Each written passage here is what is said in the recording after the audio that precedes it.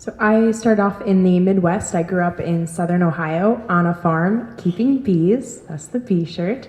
But that's been my consistent theme everywhere that I've been. So I became a Resolution Fellow on a semester at Sea Voyage in 2014, starting with a bee project called Be the Change. And that continued to build out urban beekeeping in Southern Ohio, or I guess Central Ohio at Ohio State.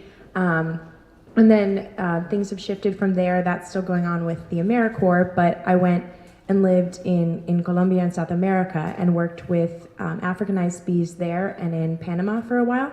And just kind of saw the differences in the way people work with them there. They're critical to agriculture and a lot of the work that's happening there with some of the farmers losing their crops to coffee rust. So then fast forward 2 years later, and I guess a year and a half later, and I'm now based in Baltimore. My company is called Hiveland. I met another passionate beekeeper who had also seen that, it's really cool to work on a small scale with hives, but there's a lot bigger issues in this space that we need to apply technology to.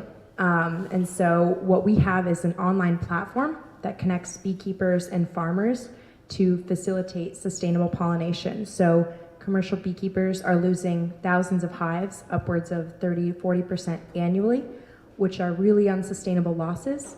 But we have sideliners and hobbyists who have no idea how to get their bees to farms. And so that's what our platform facilitates.